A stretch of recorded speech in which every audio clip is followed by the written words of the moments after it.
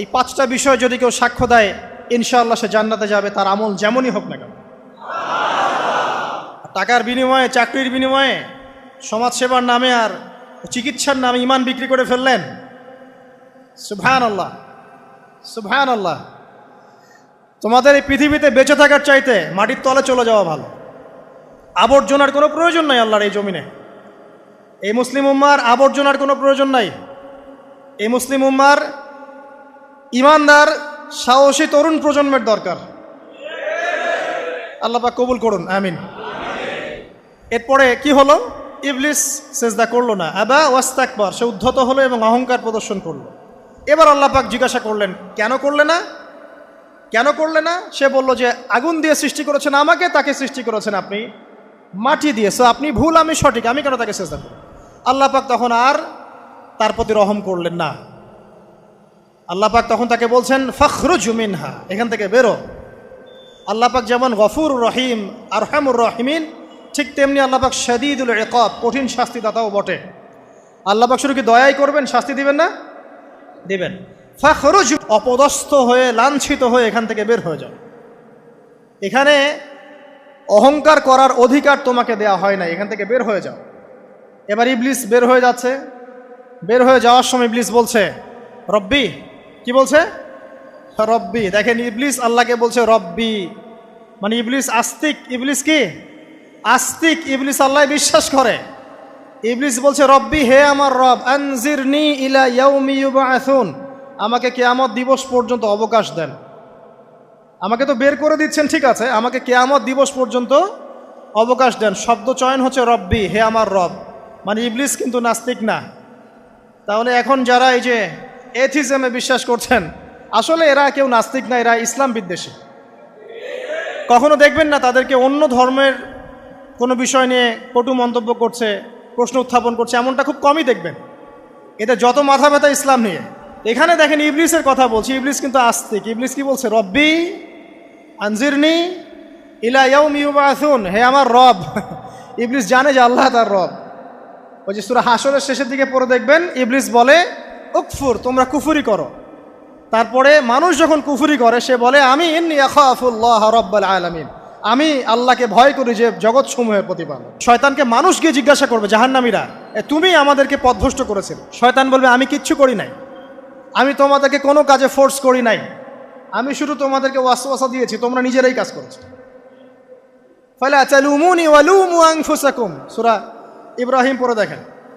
শয়তান বলবে তোমরা আমাকে লানত করো না, নিজেদেরকেই লানত করো, আমি তো তোমাদেরকে বাধ্য করে কাজ করাই নাই, তোমরা নিজেরাই করেছো এই কাজগুলো।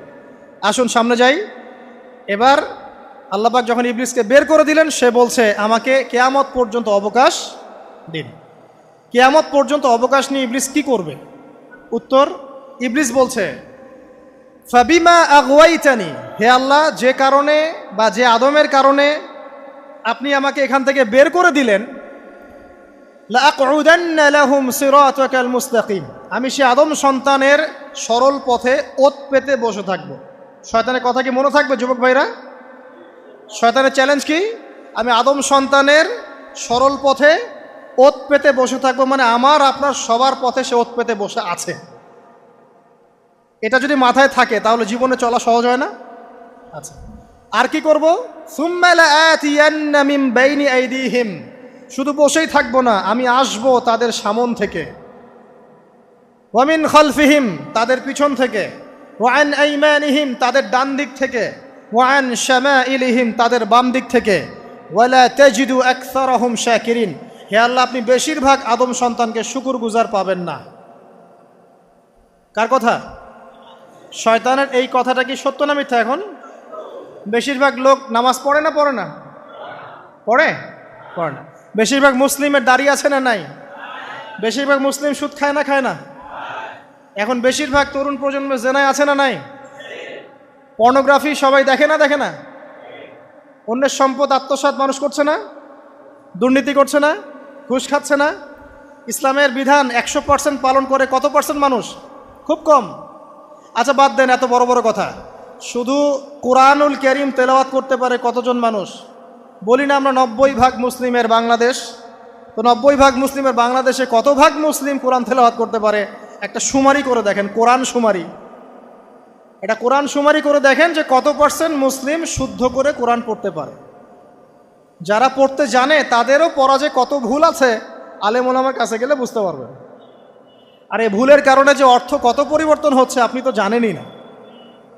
তো এই যে শয়তান বলেছে ওয়ালা তাজিদু আকসারাহুম শাকিরিন, আপনি বেশিরভাগকেই শুকরগুজার পাবেন। তো কথা সত্য না মিথ্যা?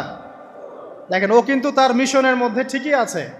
কথা যে সত্য তার প্রমাণ সহিহ বুখারীর একটা হাদিস, যেটা 4 বার এসেছে বুখারীর মধ্যে, যে আদম আলাইহিস সালামকে ডাকা হবে কিয়ামতের মাঠে, ডেকে বলা হবে তোমার সন্তানদের মধ্য থেকে জাহান্নামীদেরকে আলাদা করে দাও। আদম আলাইহিস সালাম বলবেন কতজনকে আলাদা করে দিব? আল্লাহ পাক বলবেন প্রতি 1099 জনকে জাহান্নামের জন্য আলাদা করে দাও। শয়তানের কথা ঠিক না বেঠিক? এবার আল্লাহ রাব্বুল আলামিন তাকে বের করে দিলেন। ইবলিস এবার বের হয়ে গেল, চ্যালেঞ্জও করলো। এবার আল্লাহ পাক আদম আলাইহিস সালামকে ডেকে বলছে ইয়া আদম, এবার আদম আলাইহিস সালামের এই যে পাজর মানে বুকের পাজর, এখান থেকে তার সঙ্গিনীকে সৃষ্টি করা হলো। কারণ আদম আলাইহিস সালাম একাকী ছিলেন, একা কি থাকা যায়? একা থাকতে কষ্ট হয় না? একজন জীবন সঙ্গী লাগে না? তো আদম আলাইহিস সালামের এই বাম পাজরের হাড় থেকে হাওয়া আলাইহিস সালামকে সৃষ্টি করা হলো।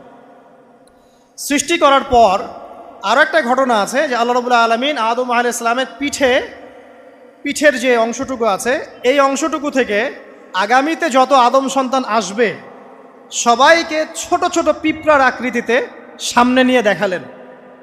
সুবহানাল্লাহ। যত আদম সন্তান আসবে আল্লাহ পাক সবাইকে আদমের সামনে দেখালেন এবং বললেন এই যে শুভ্র অংশ যারা, মানে সাদা অংশ যারা, তারা তোমার সন্তানদের মধ্য থেকে সবাই জান্নাতি। আর তোমার এই যে বাম পাশে যেগুলো কালো কালো ছোট ছোট আকৃতি দেখছো, এগুলো সব তোমার সন্তানদের মধ্য থেকে জাহান্নামী। আমরা দোয়া করি আমরা তাদের অন্তর্ভুক্ত না হই। এবার আল্লাহ পাক সবাইকে বললেন, সূরা আরাফের মধ্যে আসছে 182 নম্বর আয়াতে মনে হয়, আল্লাহ পাক বলেন আলাস্তু বিরব্বিকুম, হে আদমের সন্তানরা আমি কি তোমার রব নই? আমি কি তোমাদের রব নই? আলাস্তু বিরব্বিকুম, আমি কি তোমাদের রব নই? আলাস্তু বিরব্বিকুম, আমি কি তোমাদের রব নই? আমরা সবাই তখন বলেছিলাম বালা ইয়া রব্বি, অবশ্যই আপনি আমাদের রব। আমরা এখন ভুলে গেছি না? আমরা সবাই এই সাক্ষী দিয়ে আসছি রুহের জগতে। আর রুহের জগৎ বলে একটা জগৎ আছে, অনেক জগৎ আছে। রুহের জগৎ একটা, দুনিয়ার জগৎ একটা, জিন জাতির জগৎ আলাদা, বারজাখ পরকালে যে কবরে রাখার পরে বারজাখের জগৎ একটা, আর দারুল করার যেটা হবে একদম জান্নাত জাহান্নাম, ওটা আরেকটা জগৎ। এই যে মহাবিশ্ব যে সম্প্রসারিত হচ্ছে, এক এক গ্যালাক্সিতে এক একটা জগৎ না, এরকম বহু জগৎ আছে। রুহের জগতে আমরা এই ওয়াদা আল্লাহর কাছে করে এসেছি, এটাকে আহদে আলাস্তু বলে। কি বলে? আহদে আলাস্তু, মানে আলাস্তু বি রব্বিকুম, আমি কি তোমাদের রব নই? আমরা বলেছিলাম হ্যাঁ আপনি আমাদের রব। একটা মজার কথা আছে এখানে, যখন আদম আলাইহিস সালাম দেখছিলেন তার সন্তানদেরকে সাদা সাদা আকৃতি ছোট ছোট, এর মধ্যে একটা সন্তানকে দেখে, একজন সন্তানকে দেখে তার প্রচণ্ড ভালো লেগেছিল এবং তিনি অত্যন্ত সুদর্শন ছিলেন। তাকে দেখে তার প্রচণ্ড রকম ভালো লেগেছিল। আল্লাহ পাককে তিনি জিজ্ঞাসা করলেন, হে আল্লাহ, আমার সন্তানদের মধ্যে একে, এই সুন্দর সন্তান কে? আল্লাহ পাক বললেন সে হচ্ছে তোমার সন্তান দাউদ। কি নাম? দাউদ আলাইহিস সালাম। আর আপনাকে বলে রাখি, আদম আলাইহিস সালামের ব্যাপারে যেমন আল্লাহ পাক বলেছেন আদম আমার খলিফা, ঠিক দাউদ আলাইহিস সালাম সম্পর্কেও আল্লাহ পাক বলেছেন দাউদ আমার খলিফা। বুঝতে পারলেন? কোথায় আছে? সূরা সদ পড়ে দেখেন। ঠিক আদম আলাইহিস সালাম সম্পর্কে আল্লাহ পাক বলেছেন না যে আমি পৃথিবীতে খলিফা পাঠাচ্ছি, ঠিক দাউদ আলাইহিস সালাম সম্পর্কেও আল্লাহ পাক বলেছেন দাউদ আমার খলিফা। ইয়া দাউদ ইন্না জাআলনাকা খলিফাতান ফিল আরদ ফাহকুম বাইনান নাসি বিল হক ওয়া লা তাত্তাবিল হাওয়া। আয়াতটা পড়ে দেখবেন, ওইদিকে আমি পরে আসছি। তো ওই সন্তানকে দেখে তার এত ভালো লাগলো, আল্লাহর কাছে তিনি জিজ্ঞাসা করছেন, হে আল্লাহ, আমার এই সন্তানের হায়াত কত? আল্লাহ পাক বলছেন তোমার এই সন্তানের হায়াত হচ্ছে 60 বছর। কত বছর? 60 বছর। আর আমাদের উম্মতে মুহাম্মাদের কিন্তু গড় আয়ু এরকম 60-65, এর বেশি না গড় আয়ু। তখন আদম আলাইহিস সালাম বলেন, আল্লাহ আমার হায়াত থেকে তাকে 40 বছর দিয়ে দাও। আমার হায়াত থেকে তাকে 40 বছর দিয়ে দাও, আল্লাহ পাক তাকে 40 বছর দিয়ে দিলেন। তাই আদম আলাইহিস সালামের 1000 বছর হায়াত হয়ে গেল 960 বছর, আর দাউদ আলাইহিস সালামের 40 বছর হায়াত হয়ে গেল 100 বছর। এখন আসেন এই জায়গায় যে আদম আলাইহিস সালাম এবং দাউদ আলাইহিস সালাম দুইজনকে আল্লাহ পাক কি বলেছেন? খলিফা। খলিফা কে? খলিফা কাকে বলে? এটা একটু শুনে নি ছোট্ট করে। সূরা সদ পড়বেন 24 কি 26 নম্বর আয়াত। আল্লাহ পাক বলছেন, ইয়া দাউদ, হে দাউদ, খলিফার কাজ কি এটা শোনেন। হে দাউদ, ইন্না জাআলনাকা খলিফাতান ফিল আরদ, নিশ্চয়ই আমি আল্লাহ তোমাকে পৃথিবীতে খলিফা করেছি। কি করেছি? খলিফা করেছি। তোমার কাজ কি? ফাহকুম বাইনান নাসি বিল হক, মানুষের মাঝে আল্লাহর বিধান দ্বারা হকের মানদণ্ডে বিচার ফয়সালা করবে। তাহলে আল্লাহর খলিফার দায়িত্ব কি? আল্লাহর বিধান দ্বারা বিচার ফয়সালা করা। ওয়ালা তাত্তাবিউল হাওয়া, তুমি নিজের প্রবৃত্তির অনুসরণ করবে না। ফায়ুদিল্লাকা আন সাবিলিল্লাহ, তাহলে তোমাকে এটা সরল পথ থেকে বিচ্যুত করে দেবে। ইন্নাল্লাযীনা ইউদিল্লুনা আন সাবিলিল্লাহ, নিশ্চয় যারা আল্লাহর পথ থেকে বিচ্যুত হয়ে যায়, লাহুম আযাবুন শাদীদ, তাদের জন্য কঠিন শাস্তি আছে। বিমা নাসু ইয়াউমাল হিসাব, এই কারণে যে তারা হিসাবের দিনটা ভুলে গেছে। এই আয়াত থেকে খলিফার ফাংশন বুঝতে পারলেন? খলিফার ফাংশন কি? আপনি যা ইচ্ছা তাই ফয়সালা করবেন, নিজের মন গড়া যা ইচ্ছা রচনা করবেন। ফাহকুম বাইনান নাসি বিল হক, মানুষের মধ্যে হকের মানদণ্ডে বিচার ফয়সালা করো। হকটা কি জিনিস? আমার দর্শন হক, আমার ফিলোসফি হক, আমার যুক্তি, আমার বিজ্ঞান, এগুলোই হকের মানদণ্ড। হকের মানদণ্ড কি? কোথায় উত্তর আছে? কোরআনেই উত্তর আছে। কোন সূরা? সূরা কাহফ। কত নম্বর আয়াত? আয়াত নম্বর 29। আল্লাহ পাক বলছেন, ওয়াকুলিল হাক্কু মির রাব্বিকুম, হক সেটাই যা তোমার রবের পক্ষ থেকে নাজিল। কথা কি ক্লিয়ার? হক কি জিনিস? যা তোমার রবের পক্ষ থেকে নাজিল হয়। ফামান শাআ ফালইউমিন, যার ইচ্ছা হয় সে স্বীকার করুক। ওয়ামান শাআ ফালইয়াকফুর, যার ইচ্ছা হয় সে অস্বীকার করুক। ইন্না আ'তাদনা লিযালিমিনা নারান, অস্বীকারী জালেমদের জন্য আমি আগুন প্রস্তুত করে রেখেছি। তো এখানে আপনি হকের সংজ্ঞা পেলেন এবং হকের মানদণ্ডে বিচার ফয়সালা করলে পরে খলিফা হয়। যদি আল্লাহ পাকের হকের মানদণ্ডে কেউ ফয়সালা না করে, সে আল্লাহর খলিফা নয়, সে শয়তানের খলিফা। কথা কি ক্লিয়ার? আচ্ছা, এখন যদি আপনি বাধ্য হন কোনো ক্ষেত্রে সেটা আলাদা বিষয়, বাধ্য হয়েছেন সেটা আলাদা বিষয়, কিন্তু আকীদা স্পষ্ট থাকতে হবে যে আল্লাহ রাব্বুল আলামিনের বিধান চূড়ান্ত, এর উপর কোনো বিধান নাই। এখন আপনি আদম এবং দাউদ আলাইহিস সালামের মধ্যে একটা সম্পর্ক বুঝতে পারলেন। এবার আল্লাহ পাক আদম আলাইহিস সালামকে ডাকলেন, ডেকে বলছেন, আদম এবং হাওয়া, তোমরা দুজন উসকুন আনতা ওয়া যাওজুকাল জান্নাহ, এবার তুমি আর তোমার স্ত্রী হাওয়া তোমরা জান্নাতে থাকো। ফাকুলা মিনহা রাগাদান হাইথু শি'তুমা, জান্নাতের যেখান থেকে ইচ্ছা তোমরা ফল খাও বা যা ইচ্ছা তাই করো, সব কিছু উন্মুক্ত তোমাদের জন্য জান্নাতে। একটা বিষয়, ওয়ালা তাকরাবা হাদিহিশ শাজারা, এই যে গাছটা দেখছো এই গাছের কাছেও যাবে না। এখানে শব্দ এমন না যে গাছের ফল খাবে না, শব্দ হচ্ছে এমন গাছের কাছেও যাবে না। যেমন ওয়ালা তাকরাবু জিনা, জেনা করবে না আল্লাহ পাক বলেননি, বলেছেন জেনার কাছেও যাবে না। ওয়ালা তাকরাবু মাল আল ইয়াতিম, ইয়াতিমের মাল খাবে না আল্লাহ পাক বলেন নাই, আল্লাহ বলছেন ইয়াতিমের মালের কাছেও যেও না। আমি কি বুঝাতে পারছি? এই গাছের কাছেও যেও না। এবার জান্নাতে তারা থাকতে লাগলেন। এবার ইবলিস তো আর হাল ছেড়ে দেয় নাই, সে কি বলেছিল? ডান বাম সামন পিছন সব দিক থেকে আসবে। সে এসে ওয়াসওয়াসা দেয়। কি ওয়াসওয়াসা দেয়? হে আদম, হাল আদুল্লুকা, আমি কি তোমাকে বলে দিব?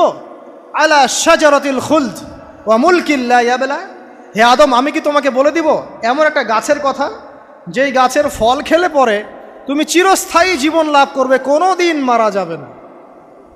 এই চিরস্থায়িত্বের টোপ দিচ্ছে কে? এই চিরস্থায়ী ক্ষমতার টোপে মানুষ পথ হারাচ্ছে না পৃথিবীতে। ওয়া মুলকিন লা ইয়াবলা, এমন রাজত্ব পাবে যেই রাজত্ব কখনো ক্ষয় হবে না। চিরস্থায়িত্বের টোপ, রাজত্বের টোপ, এই দুটোই হচ্ছে পৃথিবীতে মানুষকে পথভ্রষ্ট করার শয়তানের অস্ত্র। কথা মনে বুঝতে পারেন না? আমার মাথার উপর দিয়ে আছে, বুঝতে পারবেন ইনশাআল্লাহ। তো টোপ দিচ্ছে দুইটা, হাল আদুল্লুকা আলা শাজারাতিল খুলদ ওয়া মুলকিন লা ইয়াবলা। করতে করতে করতে করতে একদিন সত্যি সত্যি আমাদের পিতামাতা সেই গাছের কাছে চলে গেলেন। যখনই চলে গেলেন ফালাম্মা যাকা শাজারা, যখন তারা গাছের কাছে চলে গেলেন, বাদাত লাহুমা সাওআতিহিমা, তাদের পরনে যে জান্নাতি কাপড় ছিল ধাপাস করে খুলে পড়ে গেল। ইন্না লিল্লাহি ওয়া ইন্না ইলাইহি রাজিউন। আমাদের পিতামাতাকে পুরো মহাবিশ্বে ফেরেশতাদের সামনে জান্নাতে নগ্ন করে দিল ইবলিস। আমি মনে বুঝাতে ব্যর্থ হচ্ছে। আমাদের পিতামাতাকে জান্নাতে ফেরেশতাদের সামনে, সবার সামনে নগ্ন করে কাপড় খুলে ফেললো কে? ইবলিস। তো এখন যে কাপড় খোলার সংস্কৃতি চলছে, কারা এরা? ওরা জিন শয়তান, এগুলো মানুষ শয়তান। শয়তান দুই প্রকার, মিনাল জিন্নাতি ওয়ান নাস, জিন শয়তান আর মানুষ শয়তান। ওই জিন শয়তান এদেরকে ওয়াসওয়াসা দিয়ে দিয়ে নগ্ন করেছে। এরা এখন নগ্নতার আন্দোলন শুরু করেছে এবং আমি জানি কয়দিন পর এটা বিকিনি পরেও ঘুরবে। অবাক হচ্ছেন? কিয়ামতের আলামতের মধ্যে অন্যতম হচ্ছে মানুষ রাস্তার ধারে ধারে জেনা করবে, রাস্তার মোড়ে মোড়ে জেনা হবে। তখনকার সবচেয়ে ভালো মানুষ হবে সেই ব্যক্তি যে গিয়ে বলবে যে বাবা তোমরা জেনা করছো করছো, এই দেয়ালের পিছনে গিয়ে করতে পারলা না। সে হবে সবচেয়ে ভালো মানুষ। তো এই যে কাপড় খোলার সংস্কৃতি শুরু হয়েছে, এটা কার সংস্কৃতি? বাদাত লাহুমা সাওআতিহিমা। আল্লাহ পাক আরো বলছেন, ইয়া বানি আদম, হে আদম সন্তান, লা ইয়াফতিনান্নাকুমুশ শাইতান, শয়তান যেন তোমাদেরকে ফিতনায় ফেলতে না পারে।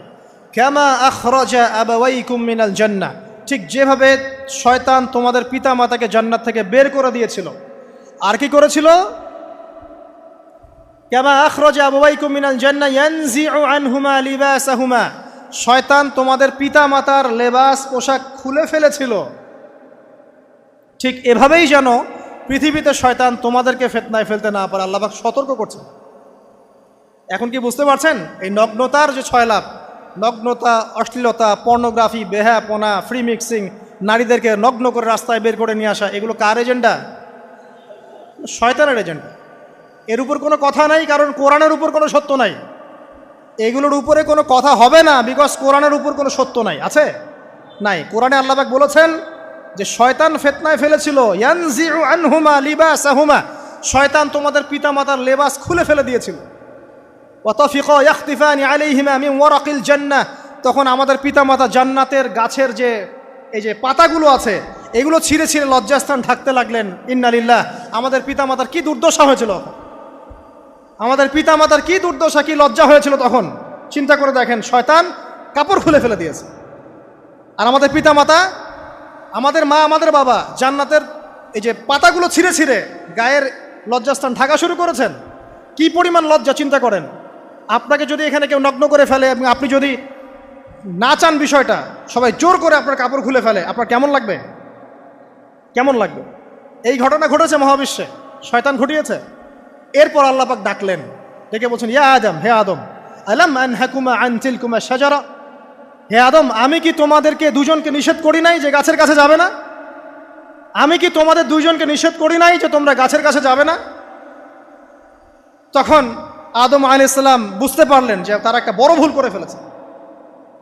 তারপর আল্লাহ রাব্বুল আলামিন দয়া পরবশ হয়ে আদম এবং হাওয়া আলাইহিস সালামকে কালিমা শিক্ষা দিলেন, তওবার কালিমা, যেই কালিমা দিয়ে তারা তওবা করতে পারেন। সেই কালিমা হচ্ছে রব্বানা যালামনা আনফুসানা ওয়া ইল্লাম তাগফির লানা ওয়া তারহামনা লানাকুনান্না মিনাল খাসিরিন। এই দোয়া শিখে নিয়ে আদম এবং হাওয়া আলাইহিস সালাম তওবা করলেন। আল্লাহ পাক তাদের তওবা কবুল করে মাফ করে দিলেন। কিন্তু জান্নাতে আর থাকা হলো না। আল্লাহ পাক বলেন, কুল নাহবিতু মিনহা জামিআ, এবার তোমরা সবাই মিলে এখন পৃথিবীতে নেমে যাও। আল্লাহ মাফ করে দিলেন, কিন্তু তোমরা এখন পৃথিবীতে নেমে যাও, জান্নাতে আর থাকা হবে না। খেয়াল করে দেখেন, ইবলিসও আল্লাহর আদেশ মানে নাই। আল্লাহ বলেছেন সেজদা করো, ইবলিস কিন্তু করে নাই। আবার আমাদের পিতা আদম আলাইহিস সালামকে আল্লাহ পাক বলেছেন গাছের কাছে যেও না, তারা চলে গেছেন। দুটোই কি অবাধ্যতা নয়? তাহলে ইবলিসকে চিরস্থায়ী জাহান্নামী করা হলো, আদম সন্তানকে কেন করা হলো না? উত্তর, আদম সন্তান আদম আলাইহিস সালাম তওবা করে ফিরে এসেছে, ইবলিস আসে নাই। তাই আমাদের দ্বারা পদে পদে ভুল হবেই, তওবা করে ফিরে আসলেই গুনাহ মাফ ইনশাআল্লাহ। আর যদি ইবলিসের মতো গুনার উপর গুনাহ করতেই থাকেন আর বলেন যে আমি ঠিক কাজ করছি, তাহলে ইনশাআল্লাহ ওই যে জাহান্নাম অপেক্ষা করছে। ইবলিসকে আল্লাহ পাক বললেন যে তুমি এবং তোমার অনুসারী যারাই থাকবে সবাইকে দিয়ে লাআমলাআন্না জাহান্নামা মিনকুম আজমাইন, তোমাদের সবাইকে দিয়ে আমি জাহান্নাম পরিপূর্ণ করব। নাউযুবিল্লাহ। এবার সবাই পৃথিবীতে নেমে আসলো। পৃথিবীতে এসেই কি আল্লাহ পাক ছেড়ে দিলেন? না, আল্লাহ রাব্বুল আলামিন বলছেন কুল নাহবিতু মিনহা জামিআ, তোমরা পৃথিবীতে নেমে যাও। ফাইম্মা ইয়াতিয়ান্নাকুম মিন্নি হুদান, দুনিয়াতে যাচ্ছ যাও, তবে মনে রেখো যে আমার পক্ষ থেকে তোমাদের কাছে হেদায়েতের বাণী আসবে। আমার পক্ষ থেকে তোমাদের কাছে হেদায়েতের বাণী আসবে। ফামান তাবিআ হুদায়া ফালা খাউফুন আলাইহিম ওয়ালা হুম ইয়াহজানুন, যারা আমার হেদায়েতের বাণীগুলো মেনে চলবে তাদের কোনো ভয় নাই, কোনো দুশ্চিন্তাও নাই। ওয়াল্লাযীনা কাফারু ওয়া কাযযাবু বিআয়াতিনা, কিন্তু যারা আমার আয়াতকে কুফরি করবে, মিথ্যা প্রতিপন্ন করবে, ফাউলাইকা আসহাবুন নার, তারা হবে জাহান্নামের অধিবাসী। হুম ফিহা খালিদুন, তারা সেখানে চিরস্থায়ী হবে। এই সহজ সরল জীবন দর্শন দিয়ে আল্লাহ পাক পৃথিবীতে পাঠিয়ে দিলেন। এবার শুরু হলো পৃথিবীতে পথ চলা। পৃথিবীতে পথ চলার ক্ষেত্রে অনেক কিছু সৃষ্টি করতে হলো, আবিষ্কার, কৃষিকাজ, এটা ওটা সব কিছু। আদম আলাইহিস সালামকে আল্লাহ পাক সেই জ্ঞান ওহির মাধ্যমে শিক্ষা দিলেন। কৃষিকাজ আল্লাহ পাক শিক্ষা দিয়েছেন, চাকা সৃষ্টি করা আল্লাহ পাক শিক্ষা দিয়েছেন, বাহন সৃষ্টি করা আল্লাহ পাক শিক্ষা দিয়েছেন। যত রকম জ্ঞান আছে সমস্ত জ্ঞান এসেছে নবীদের পক্ষ থেকে। সব কিছু জ্ঞানের মূল ভিত্তি এসেছে নবীদের কাছ থেকে, আল্লাহর ওহির কাছ থেকে। যত সভ্যতা দেখছেন বড় বড়, সমস্ত সভ্যতা শুরু হয়েছে নবী দ্বারা, এবং সভ্যতা শেষও হবে একজন নবী দ্বারা। তার নাম কি? ঈসা ইবনে মারইয়াম। আদম আলাইহিস সালাম আল্লাহর দেয়া শিক্ষায় শিক্ষিত হয়ে দুনিয়াতে চলতে লাগলেন এবং তওবা ইস্তেগফার করতে লাগলেন, কাঁদতে লাগলেন। দীর্ঘকাল তারা ক্রন্দন করেছেন। কি কারণে? ওই যে একটা ভুল তারা করে ফেলেছে। দুনিয়াতে এসে ক্রন্দন করতে করতে করতে করতে আল্লাহ রাব্বুল আলামিন এক পর্যায়ে তওবা কবুল করে ফেললেন। এবার সামনে যান, তাদের সন্তান হলো হাবিল এবং কাবিল। নাম শুনেছেন? শোনেন নাই? হাবিলের কুরবানি কবুল হয়, কাবিলের কুরবানি কবুল হচ্ছে না। বিকজ কাবিল এর কুরবানির মধ্যে ইখলাস নাই। ভাইয়ের কুরবানি কেন কবুল হচ্ছে, আমারটা কেন হচ্ছে না? হিংসার বশবর্তী হয়ে কাবিল হাবিলকে হত্যা করে ফেলল। নবী পরিবারের সদস্য হয়েও কাবিল এরকম অন্যায় করে ফেলল। আর কি হলো? রাসূল সাল্লাল্লাহু আলাইহি সাল্লাম বলেছেন, পৃথিবীতে যত মানুষ অন্যায়ভাবে নিহত হবে, পৃথিবীতে যত মানুষ অন্যায়ভাবে খুন হবে, সমস্ত খুনের পাপের একটা অংশ কাবিলের আমলনামায় যুক্ত হবে। কারণ সেই প্রথম খুন চালু করেছে। এই যে আজকে গুনাহে জারিয়া চালু করছেন না, সুদী এনজিও, সুদী সমিতি, সিনেমা হল, এইটা ওইটা, মদের বার, যত গুনাহে জারিয়া চালু করছেন, মৃত্যু হবে, কবরে যাবেন ঠিকই, কিন্তু গুনাহ কমবে না ইনশাআল্লাহ। মনে করেন একজন নগ্ন ছবিতে অভিনয় করেছে, ঠিক আছে, এখন নাই পৃথিবীতে, বা কেউ অশ্লীল গান বাজনা করে দুনিয়া থেকে বিদায় নিয়েছে, দুনিয়াতে তার গান এখনও বাজছে, সে কবরে শুয়ে শুয়েই সেই গোনাগুলো পাচ্ছে। ঠিক আপনি যদি এখন ভালো কোনো কাজ করেন, দিনই কোনো ভালো কাজ করেন, মসজিদ হোক, মাদ্রাসা হোক, ইয়েতিমখানা হোক, বিধবাদের কোনো প্রকল্প হোক, বৃদ্ধাশ্রম হোক, মানবতার কোনো কল্যাণমূলক কাজ হোক, মৃত্যুর পরেও ইনশাল্লাহ আপনি নেকি পেতে থাকবেন। সদকায়ে জারিয়া আর গুনাহে জারিয়া ভালো করে বুঝবেন। একটা গুনাহ করে মাফ নেওয়া আলাদা বিষয়, আর গুনাহ চলতে থাকাটা আর একটা বিষয়। আল্লাহ আমাদেরকে হেফাজত করুন, আমিন। নবী পরিবার এগিয়ে গেল এবং তাদের সময়ে তারা শুধু ক্রন্দন করেছেন, ইবাদত করেছেন, আল্লাহর কাছে ইস্তেগফার করেছেন এবং ওই যে জান্নাতে ফিরে যাওয়ার জন্য তারা আপ্রাণ চেষ্টা করেছে। এক পর্যায়ে আদম আলাইহিস সালামের বয়স যখন 960 বছর হলো, আল্লাহ রাব্বুল আলামিন তাকে ওফাত দিলেন, তার ইন্তেকাল হয়ে গেল। ইন্না লিল্লাহি ওয়া ইন্না ইলাইহি রাজিউন। এরপরেও নবী পরিবার চলতে লাগলো, চলতে চলতে পরবর্তীতে আসলেন নূহ আলাইহিস সালাম, তারপরে ইব্রাহিম, আদ জাতি, তারপর সামুদ, তারপরে শুআয়ব, কওমে মাদিয়ান, মূসা, দাউদ, সুলাইমান, ইসহাক, ইয়াকুব। নবী পরিবার চলতেই লাগলো। এক পর্যায়ে ঈসা আলাইহিস সালামের পরে মুহাম্মদ সাল্লাল্লাহু আলাইহি ওয়াসাল্লামের মধ্য দিয়ে নবীদের সিলসিলা আল্লাহ পাক শেষ করে দিলেন। এভাবেই সভ্যতা এগিয়ে গেছে, এভাবেই আমাদের পিতামাতার হাত ধরে জ্ঞান পৃথিবীতে এসেছে।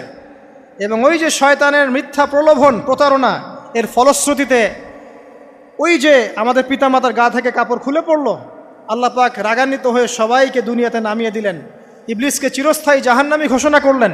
কিন্তু আমাদের পিতামাতার ক্রন্দন, তওবা, ইস্তেগফার আমলের বদৌলতে আল্লাহর রহমতে আল্লাহ পাক পিতামাতাকে মাফ করে দিলেন, আলহামদুলিল্লাহ। এভাবেই মানব জাতি এগিয়ে যাচ্ছে। আজকে আমরা এই পর্যায়ে পর্যন্ত এসেছি। আদম আলাইহিস ইসলামের এই সংক্ষিপ্ত জীবনী থেকে আমরা কি শিখলাম? আমরা শিখলাম যে আল্লাহ রাব্বুল আলামিন অনেক ভালোবেসে, অনেক মহব্বত করে, মমতা দিয়ে, মায়া দিয়ে নিজের হাতে আমাদের পিতাকে সৃষ্টি করেছেন। এক, দুই, আমাদের পিতাকে আল্লাহ রাব্বুল আলামিন তার পক্ষ থেকে জ্ঞান শিক্ষা দিয়েছেন। এই কারণে আদম সন্তানরা জন্ম থেকেই দেখবেন কিছু না কিছু জ্ঞানী হয়েই থাকে। জ্ঞান আপনার ডিএনএর মধ্যে থাকেই। আল্লাহ রাব্বুল আলামিন আদম আলাইহিস সালামের মধ্যে রূহ ফুঁকে দিয়েছেন। আল্লাহ রাব্বুল আলামিন আদম আলাইহিস সালামকে জান্নাতে রেখেছেন। আল্লাহ রাব্বুল আলামিন গাছের কাছে যাওয়ার পরেও তওবা ইস্তেগফারের মধ্য দিয়ে তাকে মাফও করে দিয়েছেন। আল্লাহ রাব্বুল আলামিন আদম এবং হাওয়া আলাইহিস সালামের মধ্য দিয়ে এই পৃথিবীতে মানব জাতির সিলসিলা অব্যাহত রেখেছেন এবং কিয়ামত পর্যন্ত যত আদম সন্তান আসবে তাদের জন্য আল্লাহ পাক তার পক্ষ থেকে হেদায়েত প্রেরণ করেছেন। এক যুগে তাওরাত এসেছে, কখনো জাবুর, কখনো ইনজিল, কখনো কোরআন, সর্বশেষ টেস্টামেন্ট হিসেবে কোরআন এসেছে। এখন যদি এই ওহীর বাণী কোরআন এবং এর ব্যাখ্যা হাদিস আমরা মেনে চলি, ইনশাআল্লাহ তাআলা আমরা আবার সেই জান্নাতে ফিরে যাব যেখান থেকে আমাদেরকে নামিয়ে দেওয়া হয়েছে। আর যদি আমরা কোরআন এবং হাদিস বা আল্লাহর ওহীর পরোয়া না করি, এর আলোকে জীবন না গড়ি, তাহলে ওই ইবলিসের সাথেই আমাদেরকে জাহান্নামে থাকতে হবে, নাউযুবিল্লাহ। আল্লাহ রাব্বুল আলামিন আমাদের সবাইকে কোরআন এবং সুন্নাহ আল্লাহর ওহী মেনে চলার তৌফিক দান করুন এবং ইবলিসের খপ্পর থেকে আল্লাহ পাক আমাদেরকে বাঁচিয়ে রাখুন। ইবলিসের যত এজেন্ট আছে, ওদের যে দুরভিসন্ধি, ষড়যন্ত্র এবং শয়তানি ফাঁদ, এগুলো থেকে আল্লাহ পাক আমাদেরকে, আমাদের মা বোনদেরকে, আমাদের পরিবারের সদস্যদেরকে, আমাদের সমাজকে, রাষ্ট্রকে আল্লাহ পাক হেফাজত করুন, বাঁচিয়ে রাখুন, আমিন।